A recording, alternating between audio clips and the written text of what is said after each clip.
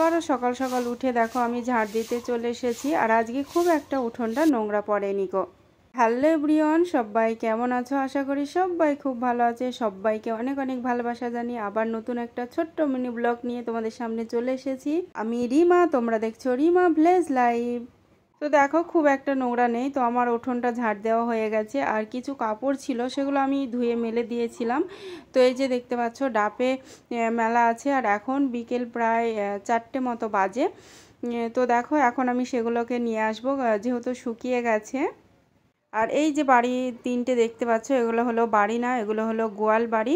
এটা আমাদের ছোট শ্বশুর, মাইতো শ্বশুর। আর আমাদের আছে এই যে ছাগল দেখতে পাচ্ছ, এটা হলো আমাদের গোয়াল। তো দেখো আমার কাপড়গুলো এবার তুলে নিয়ে আসবো।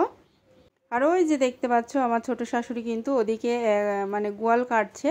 এরপর আমি জামা কাপড়গুলো দেখো নিয়ে চলে এসেছি। এগুলো আমি ভাঁজ করে যেখানকার জিনিস সেখানে আমি রেখে দেব। আমি কি বলবো, যে একটা জিনিস জানো তো, আমি মানে কাপড়গুলো কেচে না মানে সঙ্গে সঙ্গে ভাঁজ করি না। তো যাই হোক, আজকে তোমাদের সঙ্গে ভিডিও শেয়ার করব বলে সঙ্গে সঙ্গে কাপড়গুলো আমি মানে গুছিয়ে রাখছি, নয়তো আমি এক জায়গায় রেখে দিই। এটা আমার বদ অভ্যেস, মানে কি আমি একটা অনেকটাই আলসি টাইপের, এরকমটাই হয় আমার সঙ্গে। মাঝে মাঝে সত্যি শরীরে এমন মনে হয় কোনো কিছু কাজ করতে, সত্যি আমার তো একদম ইচ্ছে করে না। জানি না কার কি কেমন মনে হয়, অনেকেই হয়তো অনেক বাজে কথা বলবে। তো ঠিক আছে, বাট কোনো ব্যাপার না। তো দেখো আমার জামা কাপড়গুলো গোছানো হয়ে গেছে। এরপর যেখানকার জিনিস, এই যে এখানে আমার জামাগুলো রেখে দেব।